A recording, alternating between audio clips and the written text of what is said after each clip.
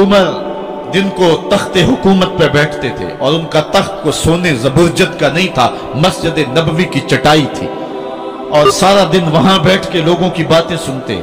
और जब रात के अंधेरे गहरे होते उमर भेष बदल के मदीने की गलियों का गश्त करते। कहा तुम्हारे घर से धुआं निकल रहा है और बच्चे रो रहे हैं, उनको खाना क्यों नहीं देती? कहने लगी उमर की जान को रो रही। उमर के पांव तले से जमीन निकल गई। कहा क्या हुआ? कहा 3 दिन से हमारे यहां खाने के लिए कुछ नहीं है। रोजाना बच्चे रोते हैं और मैं हंडिया के अंदर पत्थर डाल करके नीचे से आग डालती रहती हूं कि बच्चे इंतजार कर करके सो जाएंगे। कम वक्त सो भी नहीं रहे और वो पत्थर पकेंगे भी क्या, और मैं उमर की जान को रो रही हूं। हजरत उमर का कलेजा दहलने लगा।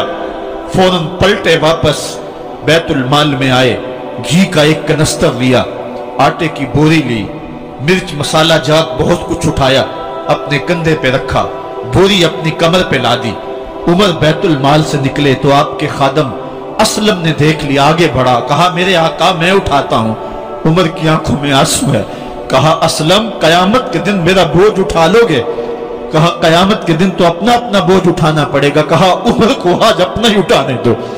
हजरत उमर वो घी का कनस्तर और वो आटे की बोरी सर पे उठाए हैं और उस खातून के घर जाते हैं और दस्तक देते हैं। वो जब देखती है उसकी जान में जान आ जाती है। कहा जल्दी जल्दी आटा गूंदो, और उमर सब्जी काटने लग जाते हैं। हजरत उमर रज़ी अल्लाह ताला अन्हो सब्जी तैयार कर देते, उधर आटा गुंद जाता है और फिर ऊपर चूल्हा रखा जाता है, चूल्हे के अंदर आग रखी जाती है, वो खाना पकाने लगती है, आग बुझती है। तारीख ने लिखा है आग बुझने लगती है, उमर झुक करके फूंके मारता है। उमर झुक झुक के फूंके मारता है। खाना पक गया और बच्चों के सामने खाना रख दिया, बच्चे खा रहे हैं। अब बच्चे रो रो के निढाल हो चुके थे।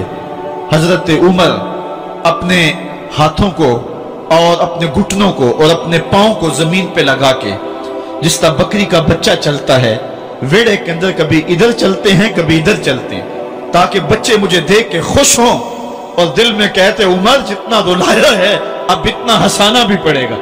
तो कभी उमर अमीरुल मोमिनीन, ये मैं किसी आज के जो है वो लोगों के वोटों पे मुंतखब होने वाले हुक्मरान की कहानी नहीं सुना रहा, मैं उस उमर की कहानी सुना रहा हूं जो 23 लाख मुरब्बा मील का हुक्मरान है, आधी दुनिया का बादशाह है।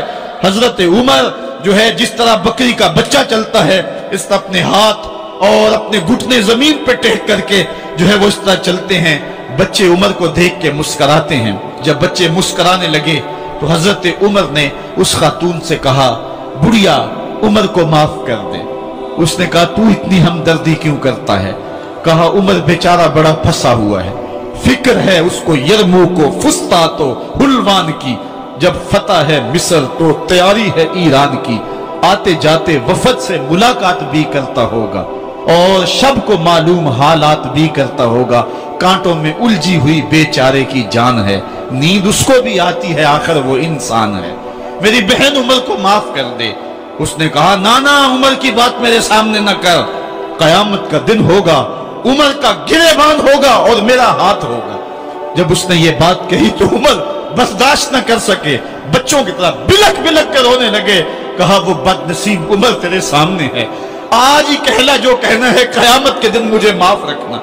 उसने कहा तू उमर है? कहा बदनसीब उमर तेरे सामने खड़ा हूं। मेरे उमर कहते हैं अगर दजला के किनारे एक बकरी का बच्चा भी प्यासा मर गया उसका हिसाब भी उमर से लिया जाएगा। हजरत उमर निकले यरूशलेम में, एक ऊंट है एक गुलाम है, कभी वो सवार होता है कभी आप बारी मुकर्रर की है।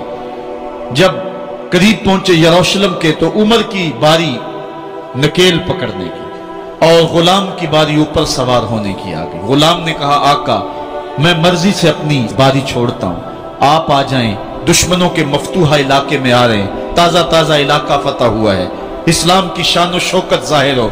उमर ने कहा इस्लाम की शान और शौकत ऐसे जाहिर नहीं होती है, अपनी बारी पे तुम बैठोगे, अपनी बारी पे मैं बैठूंगा। लोग मुंतजर खड़े हैं, दूर से जब देखा कहा इसकी हैबत से कांपते थे हम, ये तो कोई हबशी लगता है, रंग काला है, होंठ मोटे हैं, इससे तो ज्यादा हसीन इसका गुलाम है जो आगे आगे चल रहा है।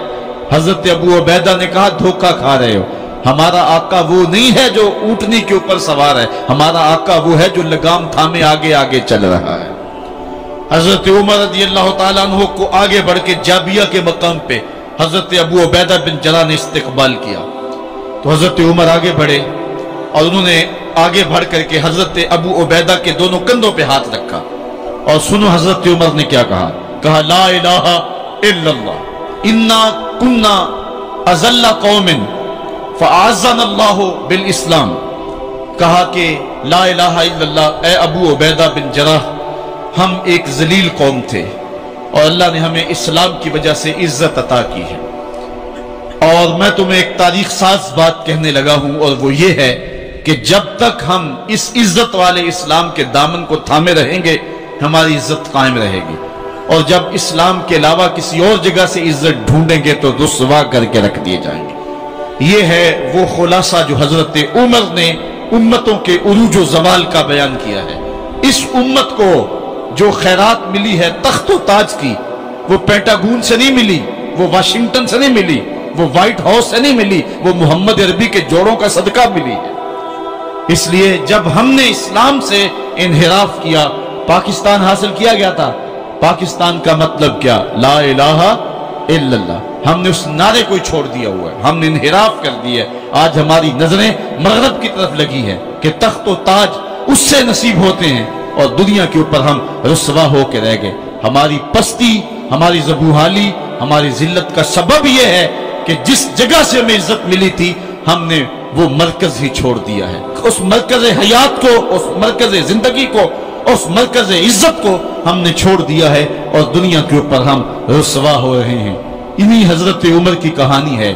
वादी तहामा से गुजर रहे थे कि बच्चों की तरह बिलक बिलक के रोने लगे। कहा उमर जवान आदमी हो और बच्चों की तरह बिलक के रो रहे हो। कहा तुम नहीं जानते, मुझे बचपन की कहानी याद आ गई। कहा क्या कहानी है? कहा यही अर्ज़ तहामा थी। मेरे बाप खत्ताब ने मुझे 5 ऊंट दिए थे। कहा इन्हें लाइन में खड़ा करो सीधा। मैं आगे वाला सीधा करता था, पीछे वाला टेढ़ा हो जाता, पीछे वाला सीधा करता, आगे वाला टेढ़ा हो जाता। मेरे बाप खत्ताब ने मुझे बड़ा मारा।